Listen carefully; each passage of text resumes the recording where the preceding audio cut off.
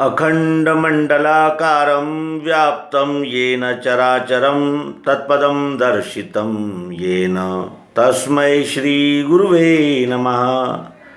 अज्ञानान्धस्य लोकस्य ज्ञानाञ्जनशलाकया चक्षुरुन्मीलितं येन तस्मै श्रीगुरुवे नमः।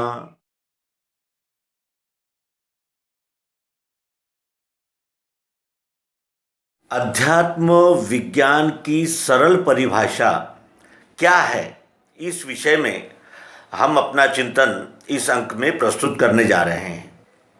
साथ ही आप भी अपने विवेक से, बुद्धि से जांच करते हुए इसको समझने का प्रयत्न करेंगे, क्योंकि आजकल विज्ञान कहा तो लोगों को ऐसा लगता है कि आंख बंद करके कहीं बैठना है, या कोई टेक्निक है, या कोई विधि है, या कोई पद्धति है।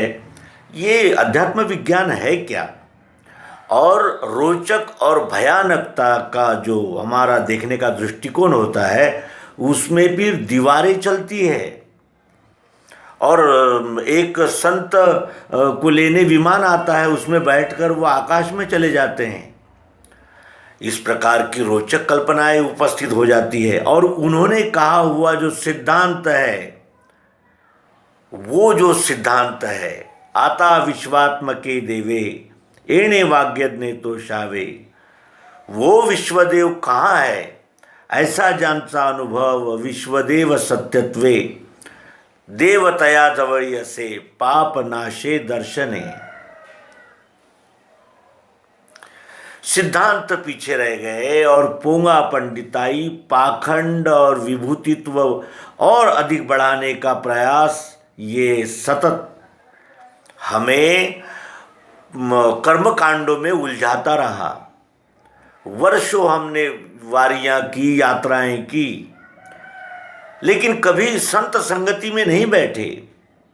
हम नहाने और पूजा करने और हार फूल और हरि नाम लेने में ही समय गुजार दिए। वहाँ आए हुए जो चिंतक है, जो वहाँ आए हुए अध्यात्म विज्ञान के, अध्यात्म के जानकार है, संत है, आचरणवान है, आचार्य है, उनके पास कभी हम बैठे ही नहीं। हम बहुत बार पंढरपुर गए, लेकिन इसी बातों में रहे कि क्या खरीदना है और क्या बताना है, और उन्होंने ये क्या किया, उन्होंने क्या किया। वो एक स्थान होता है जहाँ सब इकट्ठा आकर के इस बात की चर्चा करते हैं कि ईश्वर है तो कहाँ है, हम है तो कौन है, ये किस मटेरियल से बना हुआ है, ये किस मटेरियल से बना हुआ है, ये जाने बगैर उस वस्तु का समाधान हो ही नहीं सकता। अपने मूल स्वरूप को जानना ही अध्यात्म विज्ञान कहलाता है। अब अध्यात्म विज्ञान क्या है, ये भी हम जान लें। अध्यात्म विज्ञान है देखने का एक दृष्टिकोण। अब देखें, अब ये दृष्टिकोण समझाने के लिए एक सरल उपाय करते हैं। ये हमने यहाँ पेन ले लिया है, एक वस्तु यहाँ हमने ले ली। अब 3 व्यक्ति इसकी ओर देख रहे हैं। एक ने देखा कि ये लंबा सा है और कुछ नीला है और कुछ सफ़ेद है ना। दूसरे ने देखा कि ये लिखने के काम में आता है, ये जो है ये वस्तु ये लिखने के काम में आती है। और तीसरा व्यक्ति आया, उसने ये देखा कि ये लंबा है, नीला है और इसमें लिखने का प्रियत्व है, मिठास, चाहत है, और इसका नाम है पेन। पेन कहते ही ये दोनों भाव मुझे प्राप्त हो जाएंगे। देखने का दृष्टिकोण है। दूसरा एक इसके लिए उदाहरण और एक प्रयोग करें।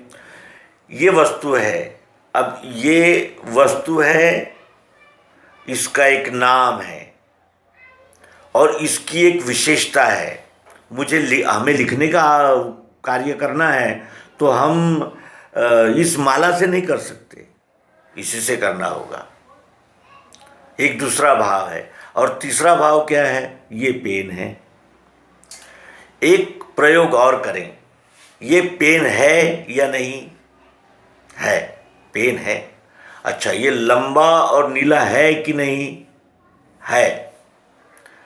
इसमें आवाज भी है,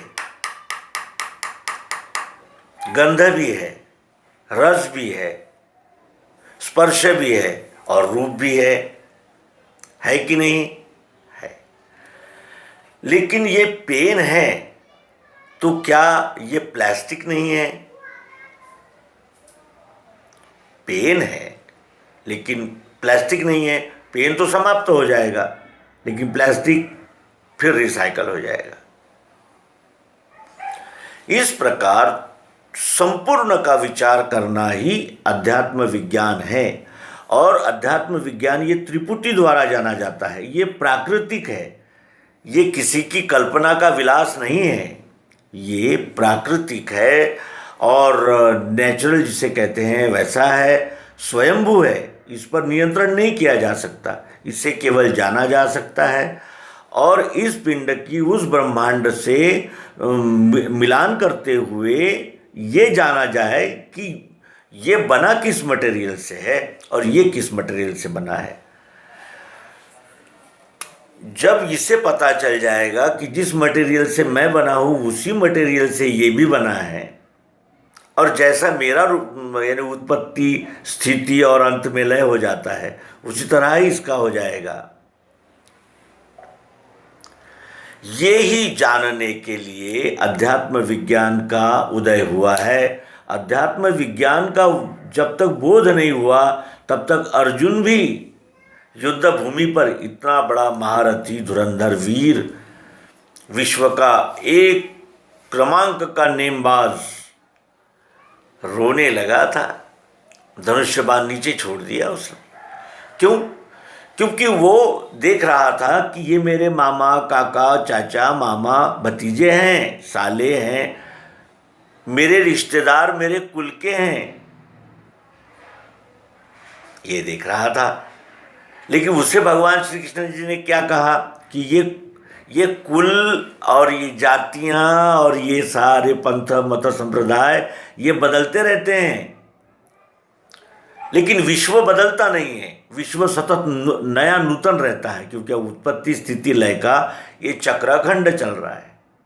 ये सदैव सदाबहार विश्वरूप परमात्मा, और इस विश्वरूप परमात्मा का ये जो प्राकृतिक अंग है वो क्या है? पृथ्वी, जल, अग्नि, वायु, आकाश, ये पंचमहाभूत है। ये सब जानते हैं। भौतिक विज्ञान तो इन्हीं के खोजों पर अपने नए नए आविष्कार उपस्थित कर रहा है। कहने का आशय यह है कि ये नेचुरल है, और ये विद्या नेचुरल होने से ही ये विश्वसनीय है। और इस विद्या के विषय में कहते हैं कि जो चाहे सो देख सके, अनुभवने छानी है। ये अनुभवने छानी हुई युक्ति है, और इस युक्ति में सभी बौद्ध दर्शन, महावीर दर्शन से लेकर तो जरथुस्त्र और ख्रिस्त और मोहम्मद और ये सभी का समन्वय इसमें हो जाता है। क्यों? क्योंकि कुछ लोग साकार को मानते हैं जो प्रतिमा पूजक है, कुछ निराकार को मानते हैं तो वो प्रतिमाओं को तोड़ते हैं। और इन दोनों भावों का लय अध्यात्म विज्ञान नाम में कराता है। अध्यात्म विज्ञान कहता है कि इसमें जो है वही तो आप इसमें है, और जो इसमें है वही इसमें है, जो इसमें है वही इसमें है। पृथ्वी से हमें गंध मिला है, और गंध लेने के लिए नाक भी मिली है। अग्नि से हमें आंखें मिली है, आंखें मिली है तो रूप भी मिला है। कान से हमें शब्द सुनाई देता है जो आकाश तत्व ने हमें दिया है। क्यों? क्योंकि जब तक स्पेस नहीं होगा आवाज नहीं आएगी। उसके बाद हमें त्वचा मिली है जिससे हम ठंडा, गर्म, मुलायम, कड़ा इस प्रकार का अनुभव लेते हैं, तो वो वायु से बनी है। यही पंचमहाभूत कर्मेंद्रियों में भी कार्य कर रहे हैं।